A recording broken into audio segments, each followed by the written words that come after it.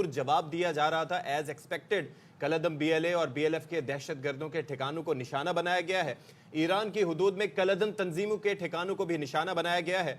और जवाबी हमले में ये बात याद रहे कि ईरान के किसी सिविलियन या फौजी हदफ को निशाना नहीं बनाया गया। सदफ तो पाकिस्तान की जानिब से जी पहले तो सिफारती तरीका अपनाया गया और अब पाकिस्तान ने जवाबी हमला किया है, लेकिन ये वाज़ेह रहे कि किसी भी सिविलियन या ईरानी अहदाफ को निशाना नहीं बनाया गया है। पाकिस्तान को बलोच दहशतगर्दों के ठिकाने का अरसा दराज से मालूम है और कई मरतबा ईरान को इस बारे में आगाह भी किया जा चुका है। ईरान की हुदूद में कलअदम तंजीमों के ठिकानों को निशाना बनाया गया।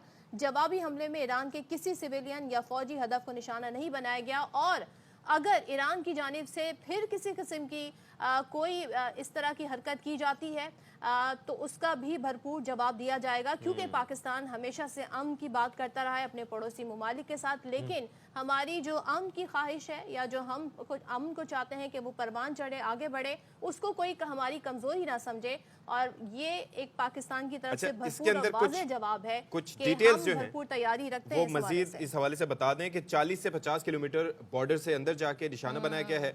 फिर उसके बाद एयरक्राफ्ट्स, ग्राउंड एसेट्स, मॉडर्न और एक्यूरेट वेपन्स वगैरह भी यूज़ किए गए। ब्रिगेडियर रिटायर्ड वकारुल हसन साहब हमारे साथ मौजूद हैं, उनसे मजीद बात कर लेते हैं। वकार साहब, हम अमन की ख्वाहिश रखते हैं, लेकिन बाज़ औक़ात शायद ये मैसेज जाता है कि जी ये तो अमन की ख्वाहिश रखते हैं, ये कमज़ोरी तो नहीं, तो ये जवाब देना बनता था। Don't you think so? जी ज़रूरी है। आई थिंक अगर आप देखें ईरानी टारगेट जब हुए उसमें हमारे कुछ बच्चे शहीद हुए और ख़वातीन इंजर्ड हुई हैं और पाकिस्तान का बड़ा मैयर रिस्पांस रहा है। रिस्पॉन्सिबल न्यूक्लियर स्टेट का रिस्पांस है। और माइंड यू, जब आप न्यूक्लियर पावर है तो आप अपनी डिटरेंस को डेंट नहीं होने देते। भारत का हमने शायद 48 घंटे बाद जवाब दिया था, इनका 24 आवर्स में दिया। Swifter than Swift retort. और उसकी एक रीज़न भी है कि अगर दहशतगर्द तंजीमें आपके रॉ के बिहाफ पे ईरानी सॉइल से ऑपरेट करेंगी तो Pakistan has the right to respond. और दूसरा ये है कि ईरान को समझना चाहिए इस वक्त they need friends on their borders. वो हर तरफ से घिरे हुए हैं और पूरी इस्लामिक उम्मा का रुख इस वक्त फ़लस्तीन की तरफ था। तो अगर वो पाकिस्तान के साथ टेंशन क्रिएट कर रहे हैं तो फ़लस्तीनी कॉज को नुकसान होता है। विजय शंकर साहब 2 दिन वहाँ रहे, अभी परसों वहाँ से गए।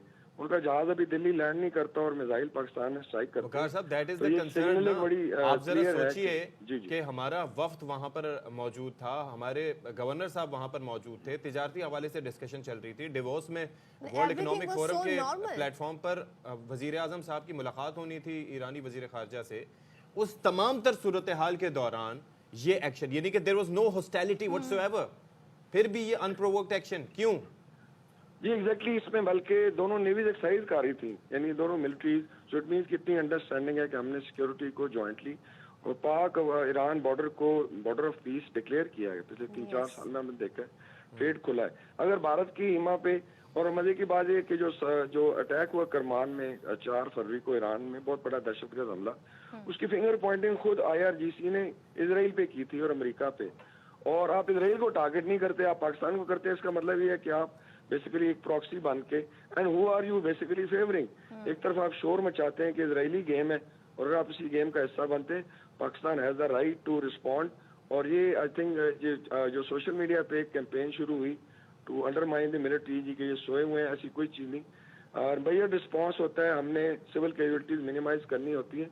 और जो दहशतगर्द जो आप कह रहे हैं तंजीमें ऑपरेट करती हैं अक्रॉस द बॉर्डर, और इसके अंदर रॉ की हाइड आउट्स भी हैं। मजीद डिटेल्स आएंगी कि उनके भी लोग मारे गए हैं, लेकिन मेनली इट इज सब जस्टिस ग्रुप जो हैं जो बलूचिस्तान में टेररिज्म करते हैं।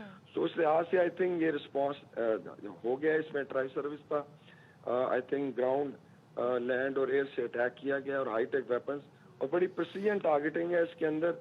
बेफिटिंग इसे रिस्पांस कहा जाए तो गलत नहीं होगा। साथ ही रहेगा हमारे साथ अब्दुल बासित साहब भी मौजूद हैं, साबिक सफीर। बासित साहब, इससे पहले भी आपसे गुफ्तगू हो रही थी, पाकिस्तान ने जवाबी हमला किया है लेकिन किसी ईरानी हदफ को और सिविलियंस को निशाना नहीं बनाया गया, ये जवाब बनता था। जाहिर है पाकिस्तान हमेशा से अमन की बात करता है, लेकिन इसका ये मतलब नहीं कि पाकिस्तान की खुद मुख्तारी, उसकी सालमियत पर ही आप अटैक करना शुरू कर दें।